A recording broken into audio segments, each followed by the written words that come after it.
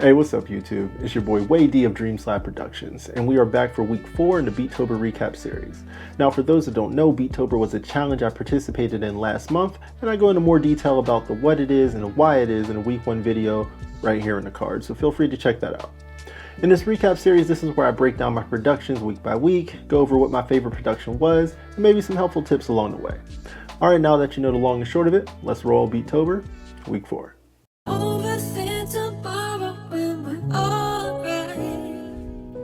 That's when we forget just to be right. Make us come together and it's alright. That's when you remember who you are. Overthink tomorrow when we're alright. That's when we forget just to be right.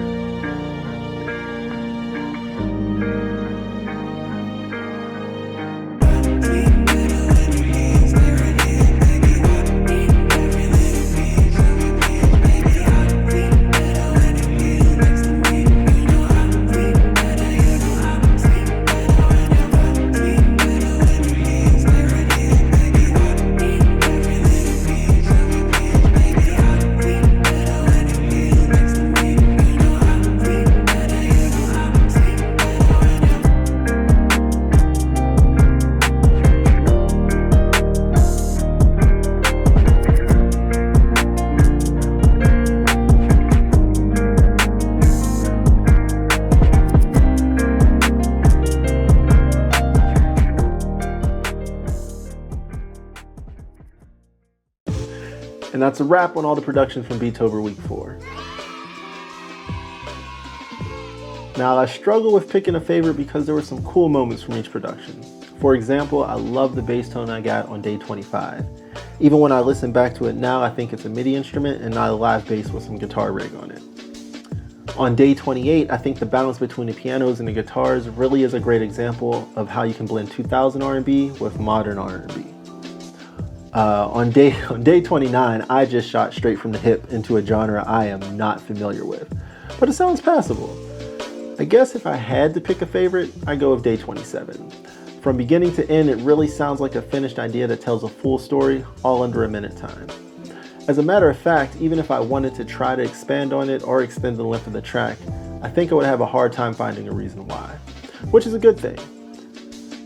So instead of going over a session file from one of the productions from this week, I wanted to spend some time talking about what I learned from this challenge and why I look forward to Beatober every year. First, let's talk about how important it is to have a goal and a deadline. Outside of Beatober, a lot of times when I came into my studio and sat down, it was a blank slate situation. I was in a mindset of, wow, I can do anything today. I can clean my desk. I can go through some presets. I can try this new guitar technique. I can literally do anything, which usually leads to doing nothing. This is where having a goal with a deadline comes into play. During Beatober, eventually when I sat down, I had a much more focused approach. Whether it was, let me find some chords on piano and start from there, or I made or found this loop earlier today, let me focus on getting a really good drum groove to match. Because I knew I had to get a solid idea of a production done that day, I always had some type of timer set. Hey, set a 15-minute timer called Find Chords. Second timer for 15 minutes. Starting now. As a semi-professional procrastinator, I know how much a deadline can really light a fire under myself to get something done. So yeah, goals plus deadline equals focus. Now you know. The second thing I learned from Beatober is objectivity. Every day I would write a new idea, then I would produce, mix, master, and edit a video to that idea. Notice how I'm saying ideas or productions when I speak on Beatober instead of songs. I kind of just realized I'm doing that myself. I feel you get attached when you write a song, but when you have just a bunch of ideas in succession, it helps you not grow that attachment. If I made something on a Monday, by Wednesday it's already forgotten because I'm now focused on Wednesday's idea. This objectivity you develop allows you to make the best ideas for that production at that time. Because it is a quick turnaround, you are not spending hours trying to get your kick to knock super hard or thinking of your signature 7 plug-in chain to get your synths to sound really wide. You're just like, chords, bass, does the bass work with the chords? Cool, let's work on drums. Do drums fit into that mix? Great. You know, maybe you'll sprinkle some strings in there to give it a little flavor. It's a hard mindset to get into, but a highly productive one once it's unlocked. Genres don't matter. When I listen back to this year's Beatober, I can break down everything into 4 categories genre-wise. I have lo-fi hip-hop, boom bap adjacent, R&B/jazz, and experimental. 90% of the time when I started a production, I had no preconceived genre I was aiming for. I was just trying to let things develop as organically as possible. But I do think I was conscious of trying not to make the same style multiple days in a row. Now personally, I don't think I have a home genre per se. I know I'm more of a mellow style producer, so minor keys and slow tempos are my bread and butter. But as you've seen from this challenge, I also tapped into EDM, trap, pop, and other more aggressive styles. So it's fun to just see what happens. And when you're open to anything, inspiration can come from anywhere. Forming new habits. Now Google says it takes a minimum of 18 days to start forming a new habit. So when you do these types of challenges where you are doing something every day, you realize you start doing small things that compound into bigger actions to reach your goal. Now for me personally, in order to be able to hit these daily deadlines and not take anything away from work or family, it required me to get up at 5 a.m. every day. I am not a morning person. I don't even go to bed until like midnight. But in those early mornings, I would get some ideas started. And on my lunch break, I would iron out what ideas were going to stick and what needed to be done. And in the evenings, I'd finish whatever is left for that production to be good enough to post. Now there were some days where I didn't get up, and the whole rest of the day was spent scrambling and trying to play catch up. But eventually, those days were few and far between. I stopped relying on the alarm clock to get up and actually look forward to seeing what I could finish in those wee hours of the morning while the world was still asleep. We are now in December, and I still get up at 5:30 in the morning to work on these videos or to put in reps with my production. I call that a new habit, wouldn't you? Side effects. When you're building these habits and working towards these daily goals, you start to realize how much your environment plays a part in your productivity. Normally I like a clear desk and a clean workspace so I can start the day off with a clean slate. And then I pull out what equipment I want to use as needed. I want to throw some before and after pictures from Beatober up on the screen.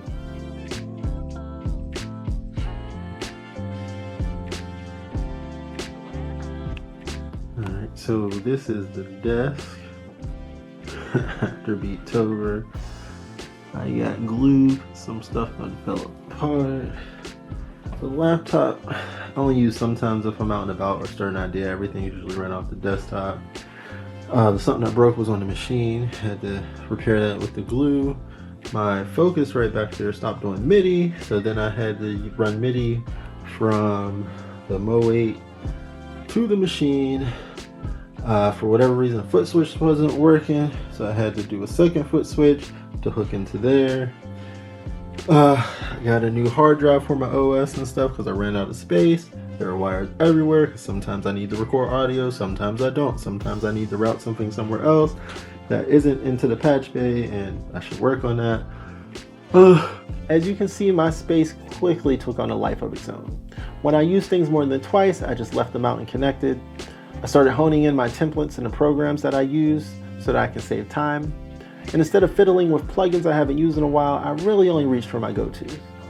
By the end of Beatober, I had a very strong grasp of what equipment and plugins I could probably let go of, which ones I could use more practice with, and what are the mainstays and how I like to work. This side effect of the challenge was a good one in my opinion. Alright, that wraps up week 4 in the entire Beatober 2024 series. I hope you enjoyed hearing about the ups, downs, and all the lessons I learned along the way. And if you've been rocking with me through this entire journey, thank you. Truly, it means a lot. Now I'd love to hear from you. Drop a comment below and let me know which production was your favorite, or share what challenges inspire you to level up your creativity. If you found this video helpful or entertaining, make sure to let me know by hitting the like button. Don't forget to subscribe to the channel and click the bell so you don't miss any future uploads. I've got more music, tips, and other cool content coming your way. And if you want to keep up with all my projects, please consider following me on IG and TikTok for behind the scenes updates and announcements. I'm also on all streaming services, and all of this is all under the handle Dreamslide Productions. Thanks for watching, and as always, keep creating.